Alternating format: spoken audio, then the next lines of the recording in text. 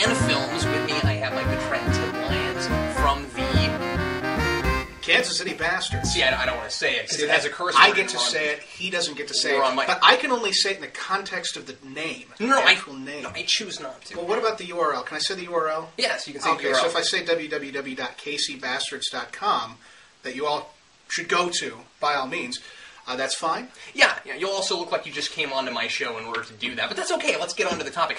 Today we're going to be talking about fan films, and Tim recently watched the Mega Man fan film. Oh yeah, and was all excited about it, and gave me a call, and he was like, "I'm going to talk about me." So we're going to talk about fan films today.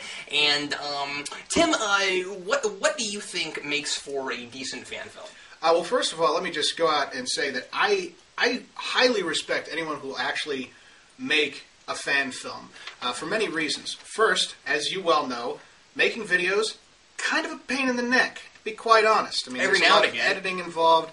With right now, we've got a tripod on top of a coffee can. I mean, like, it can be a pain in the... You are about to curse. I'm going to get him to curse by the end of this. Oh, yeah. But, okay, so in any case, while you have a tripod on top of a coffee can, on top of a chair, right.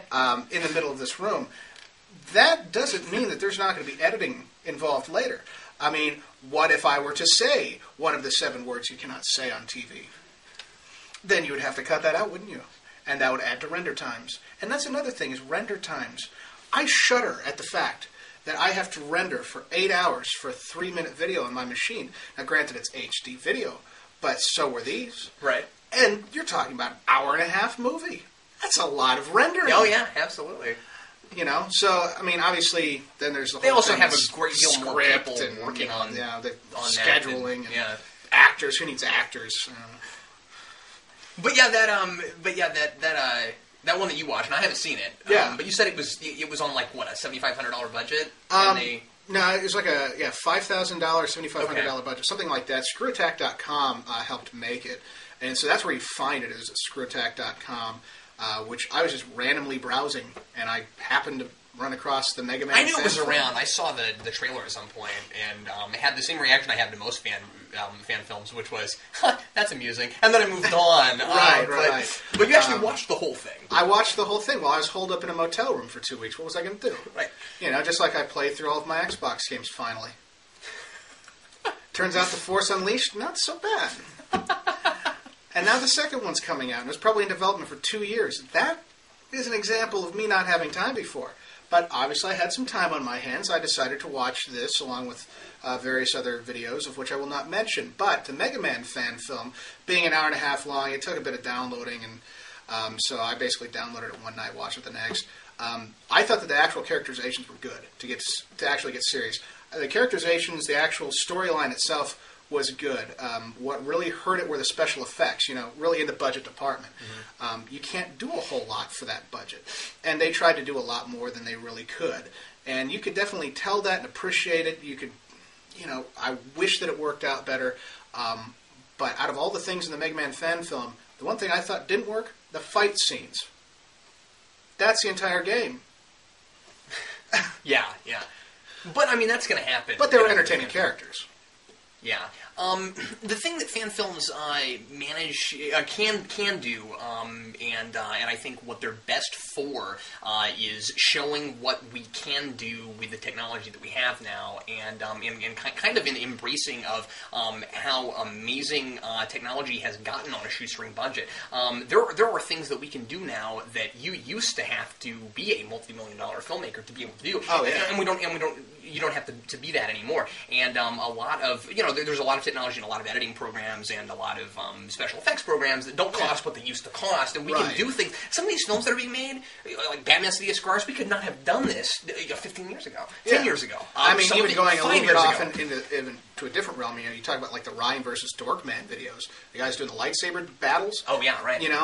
All that rotoscoping and things like that. They could not have done that, 10, 15 years ago on that budget. And it looks right. It looks right. It looks right, and it actually worked out better than, any of the lightsaber fights from the prequel trilogy, with the exception, I don't like the Darth Maul one. The Darth Maul one it was okay. But.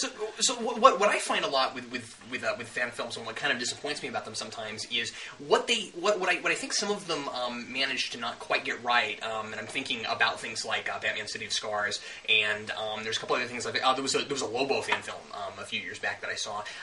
A lot of the irony is a lot of what they get wrong is the stuff that costs $0. Stuff like script writing and acting. And I'm not saying that acting costs $0, but being a good actor doesn't cost you anything. Finding a good actor does. Yeah. So certainly that becomes an issue. But I'm just saying that like a lot of times, sometimes the special effects will look amazing, and they'll manage to get amazing costuming. Well, it's like they have to focus on one thing or the other. They can't go toward all of it because they don't have the budget or the time to do so. Mm-hmm. These people they're focusing on the one thing that annoyed them about the last fan film they saw. That's what they're focusing on. Mm-hmm. And then everything else kind of slips through the cracks. I also think sometimes what we see is just a fan film trying to be too ambitious. Do something smaller. It's kind of like living above your means. Right. You know what I mean? Yeah. If you're living in a small apartment, don't buy a $20,000 car. It's a bad idea. You know what I mean? Right. So it's the same thing with fan films. It's like okay, if you have the money to make really amazing costumes and that kind of thing, put your money there, make your really amazing costumes, that kind of stuff. But don't also try to do like the massive explosions, the big chase sequences, the stuff that you just can't do. And I think a lot of the times they'll go, okay, we're making a fan film. We can do anything we want to. We don't have a studio on top of us. We're not making this to make any money. We can do anything we want to. But you can't and make it look good. Yeah. So I say if you're making a fan film, and this is it from someone who's made one. Okay, but in my opinion, if you're making a fan film, I think you ought to take a page out of Twilight Zone's book. Yeah. These people didn't spend a lot of money on their shows, and I mean you can tell a lot of Twilight Zone is talking. And there's amazing science fiction stories being told with a couple people in a room talking. Well, and they managed to catch a lot of actors, before they actually got famous as well. Mm-hmm. I mean, and some that were, but some that were, but yes, they, basically they were kind of like Roger Corman in a sense. Roger Corman would always discover people before they really hit it. Yeah, right. You talk about Jack Nicholson was in Roger Corman stuff. Mm-hmm. Pretty sure Ron Howard was in there as well. Well, and then talking about Twilight Zone, we had some of William Shatner's earlier work. We had, and by the way, some of his better acting is in that show. Go figure. And and then we've got Burgess Meredith has a couple of really amazing episodes of Twilight Zone.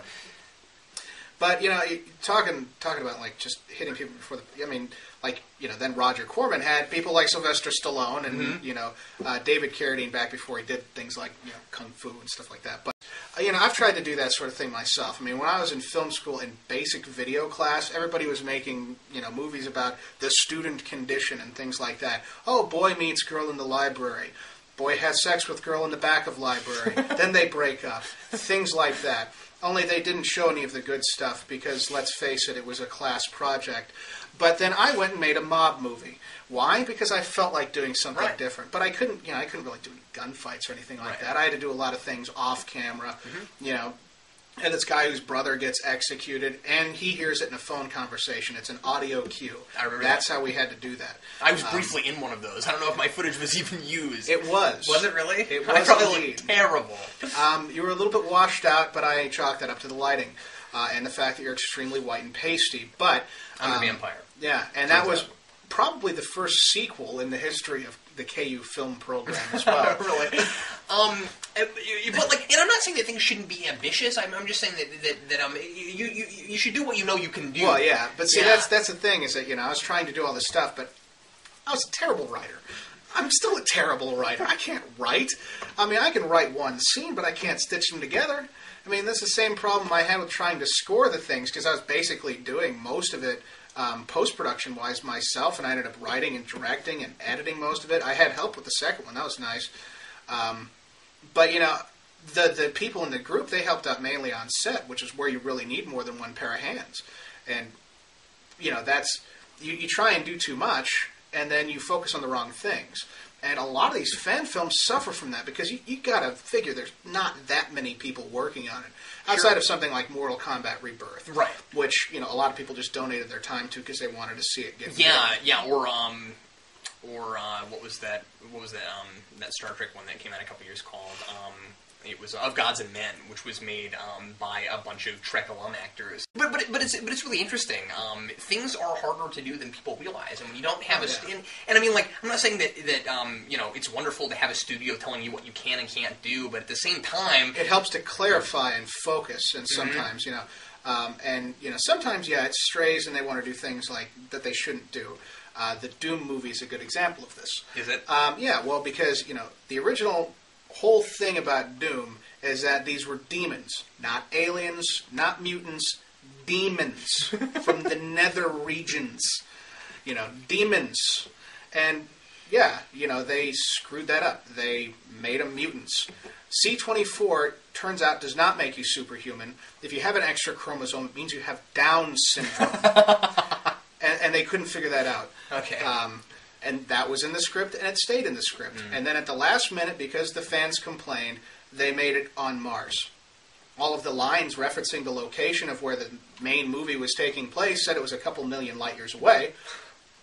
But that's okay, because now it's the Olduvai Research Facility on Mars instead of the planet Olduvai.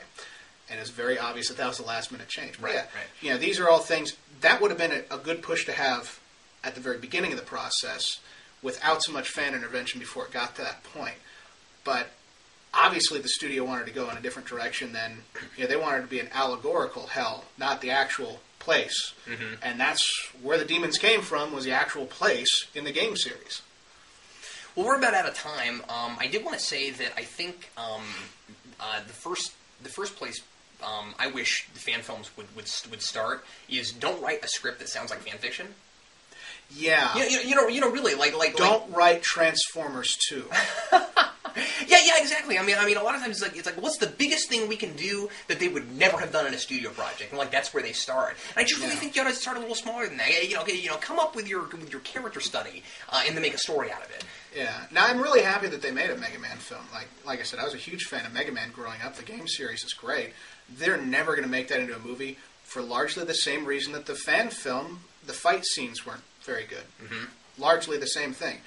It's so far outside the realm of believability that there's really no way to make it into a movie. It's an unfilmable project.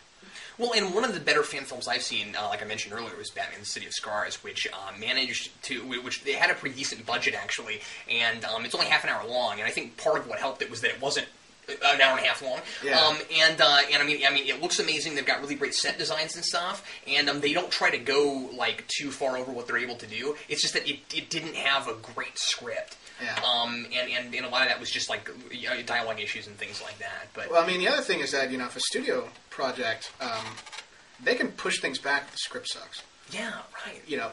Fan films don't have that luxury, because if they book a place and they get the release for a certain date, if they start pushing things back, the place is going to revoke their permission to use it. Yeah, because there's not anything at stake, really. And they're not selling it. Yeah, like you were telling me before, the locations were one of the things that was really good about City of Scars. Yeah, it was. I mean, let's face it, you can only find so many bat caves. So you better get it for the week that you can. Yeah. Whether the script is there or not. Well, thanks a lot for watching us. I'm Captain Logan. And I'm Tim Lyons of the Kansas City Bastards. Make sure you check out Tim's website. He's got lots of awesome videos going on. He does a lot of cool lists and things like that.